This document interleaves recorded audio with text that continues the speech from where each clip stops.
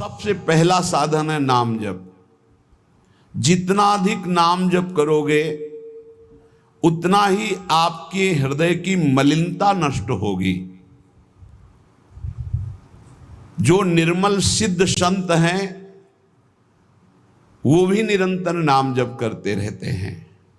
साधन नाम सम नहीं आन, नाम के बराबर कोई साधना नहीं है। नाम में मन नहीं लगता, ना लगे आप जपते रहिए, फिर इसका प्रभाव देख लीजिए। मन तो ऐसे फंस जाएगा जैसे चींटा गीले गुड़ में फंस जाता है, उसकी टांगें फंस गई, अब वो निकल नहीं सकता। ऐसे नाम मन को फंसा लेता है। आप जपिए तो भागने दो इसको, कितना भागेगा, जाएगा कहाँ ये? हमारे सिवा इसका कोई आधार नहीं है। जैसे समुद्र में जल जहाज का पंछी कितनी भी उड़ान भरे, उसे आना जहाज में ही पड़ेगा, क्योंकि उसके लिए कोई आश्रय नहीं। ऐसे ही हमारा मन कितनी भी उड़ान भरे, उसको आना हमारे ही पास पड़ेगा, क्योंकि हम ही उसके आश्रय हैं। हमारी बिना स्वीकृति के वो कुछ नहीं कर सकता। इसलिए जो लोग ये डर रहे हैं कि नाम जप करते समय मन भागता है, क्या करूं, बिल्कुल डरने की जरूरत नहीं।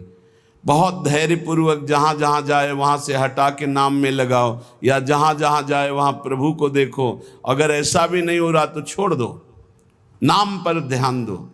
राधा राधा राधा, ये जाएगा कहाँ, भाग के इसे आना पड़ेगा। जपत शिव सनकादि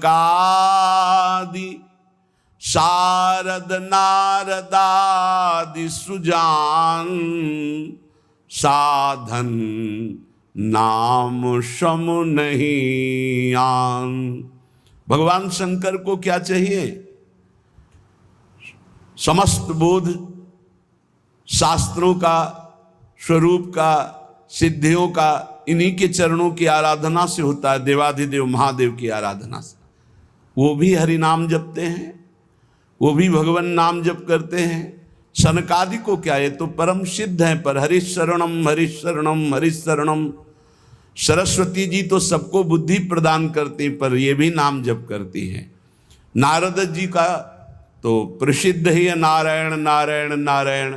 ये सब सुजान ईश्वर कोटि के महापुरुष निरंतर नाम जप करते रहते हैं। इसलिए नाम से बढ़कर कोई साधना नहीं है। नाम के बल मिटत भीषण अशुभ भाग्य विधान। अशुभ भाग्य विधान जो हमें नाना प्रकार के दुख विपत्तियां संकट देते हैं, जो खूब नाम जप करता है उसके ऊपर किसी का प्रभाव नहीं पड़ता। विपत्तियां, अशुभ विनायक, भूत प्रेत पिशाच यक्ष राक्षस, किसी की ताकत नहीं। कुछ लोग कहते हैं कि, आप कहते हैं कि प्रेत सताता नहीं है, तो क्या प्रेत योनि नहीं है? क्या है? योनियां हैं, पर ये उनके लिए है जिनका कर्म भोग उपस्थित हो गया है। जैसे सृष्टि में सांप है, पर सबको काट लेगा क्या? उसी को काटेगा जिसका संस्कार है, कर्म भोग है। ऐसे ही हर योनियां हैं। कोई हमें कष्ट तभी देगा जब हमारा प्रारब्ध कर्म आ जाएगा भोगने के लिए। उसको सहन करने की सामर्थ्य या मिटाने की सामर्थ्य भगवान नाम में है।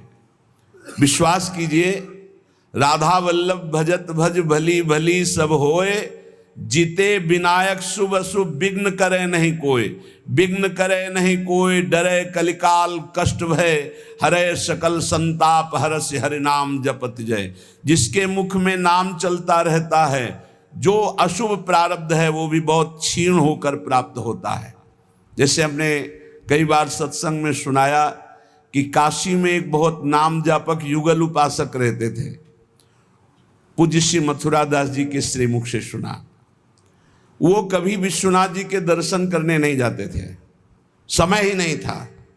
जो उपासक एकांतिक भजनानंदी है, उसको समय ही नहीं होता अपने ठाकुर सेवा, अपनी दिनचर्या, तो उनको कभी ऐसा महसूस भी नहीं होता कि हम प्रभु से अलग है, क्योंकि प्रभु के नाम रूप लीला धाम में हर समय चित्त जुड़ा रहता है। तो काशी विश्वनाथ जी की जो सेवा के प्रधान थे वो बहुत बड़े ज्योतिषाचार्य थे। उनके मन में एक जलन हुई कि ये काशी में रहकर विश्वेश्वर विश्वनाथ के दर्शन करने नहीं आते और बड़े वैष्णव हैं, भगत हैं। तो वो समय के अनुसार तत्काल विचार करते थे। तो विचार किया उनके जीवन के विषय में, तो लिखा था कि परसों म्लेच्छ सेना आएगी और उनका सर्वनाश कर देगी।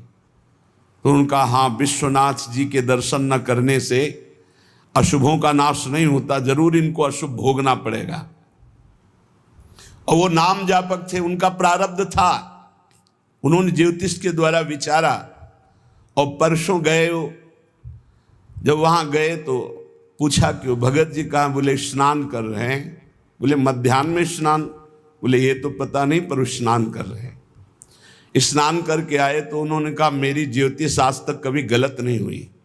भगवान विश्वनाथ जी के वरदान से मुझे ज्योतिष का ज्ञान है और 12 बजे आपके पास म्लेच्छ सेना आनी चाहिए थी आज, और वो आपका विनाश करने, तो वो आई नहीं। इसका मतलब मेरी ज्योतिष झूठी हो गई।